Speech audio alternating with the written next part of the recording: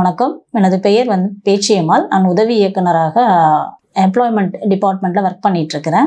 இப்போ உங்கள்கிட்ட junior employment ஆஃபீஸரை பற்றி அதோடைய நேச்சர் ஆஃப் ஒர்க் என்ன, அதோடைய சேலரி எந்த மாதிரி இருக்குது அப்படிங்கிறத பற்றி உங்களுக்கு தெரியப்படுத்துறதுக்காக வந்திருக்கிறேன். இப்போ ஜூனியர் எம்ப்ளாய்மெண்ட் ஆஃபீஸருங்கிற போஸ்ட் ஜென்ரல் கேட்டகரியில் ஒரு 11 வேகன்சியும், டிஃப்ரெண்ட்லி ஏபிள்டு கேட்டகரியில் ஒரு 8 வேகன்சியும் இப்போ ரீசெண்டாக நடந்து முடிஞ்ச குரூப் டே எக்ஸாம்ஸில் கால்ஃபார் பண்ணியிருக்கிறாங்க. இந்த போஸ்ட் எந்த டிபார்ட்மெண்ட் கீழே வருது அப்படின்னா, லேபர் அண்ட் ஸ்கில் டெவலப்மெண்ட் அந்த டிபார்ட்மெண்ட்டில் இந்த போஸ்ட் வருது. இது நேச்சர் ஆஃப் ஒர்க் என்னன்னு பார்த்தீங்க அப்படின்னு சொன்னால், டிஸ்ட்ரிக்ட்டுக்கு ஒரு ஆஃபீஸ் தான் டிஸ்ட்ரிக்ட் எம்ப்ளாய்மெண்ட் ஆஃபீஸ். இதில் ஒவ்வொரு டிஸ்ட்ரிக்ட்டுக்கும் அந்த போஸ்டிங்கோட எண்ணிக்கை வேறுபடும். இப்போ நான் உதாரணத்துக்கு தூத்துக்குடி மாவட்டத்தில் பார்த்தீங்கன்னா 4 ஜூனியர் எம்ப்ளாய்மெண்ட் ஆஃபீஸர் போஸ்ட் இருக்குது. இதில் 3 ஜென்ரல் கேட்டகரியும் 1 டிஃப்ரெண்ட்லி ஏபிள்டு கேட்டகரிக்கும் இது இருக்குது.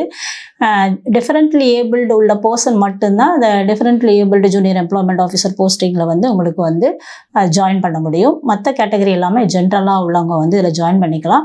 இப்போ அட்மினிஸ்ட்ரேஷனுக்கு தனியாக ஒரு ஜூனியர் எம்ப்ளாய்மெண்ட் ஆஃபீஸர், வேகன்சிஸ் அதுக்கு தனியாக ஒரு ஜூனியர் எம்ப்ளாய்மெண்ட் ஆஃபீஸர், அதுக்கு போக ஸ்கீம்ஸ் அதுக்கு ஒரு எம்ப்ளாய்மெண்ட் ஆஃபீஸர், அது போக ஸ்டடி சர்க்கிள் இப்போ காம்படிட்டிவ் எக்ஸாம்ஸ்க்கு எம்ப்ளாய்மெண்ட் ஆஃபீஸ்லேயும் கோச்சிங் கிளாஸ் நடத்துகிறாங்க. அந்த மாதிரி ஒர்க்குக்கு ஒரு ஜூனியர் எம்ப்ளாய்மெண்ட் ஆஃபீஸர் இப்படி பிரித்து வச்சுருக்கிறாங்க.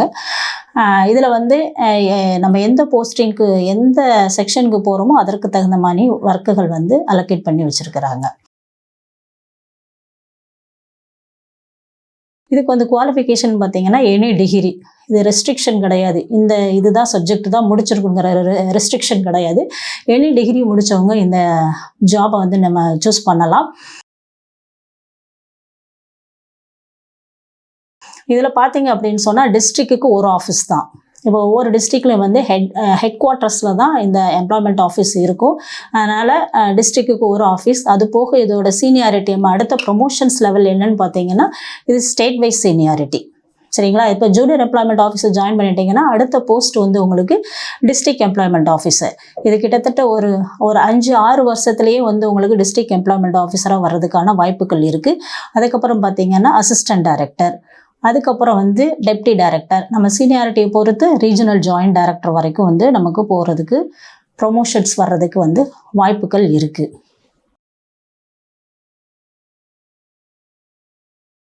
அது போக பார்த்தீங்க அப்படின்னு சொன்னால் சேலரியை பொறுத்த வரைக்கும் இது 36,900 அப்படிங்கிற கிரேட் பேயில் பேசிக் பேயில் இது ஃபிக்ஸ் பண்ணுறாங்க. அது போக இப்போ 46% டிஏ அதில் வரும்.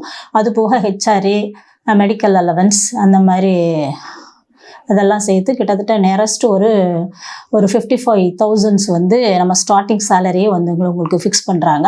அதில் சிபிஎஸ் ஒரு 10% போனால் நியரஸ்ட் ஒரு 50,000 நம்ம இந்த சேலரி வர்றதுக்கு இதில் வாய்ப்புகள் இருக்குது.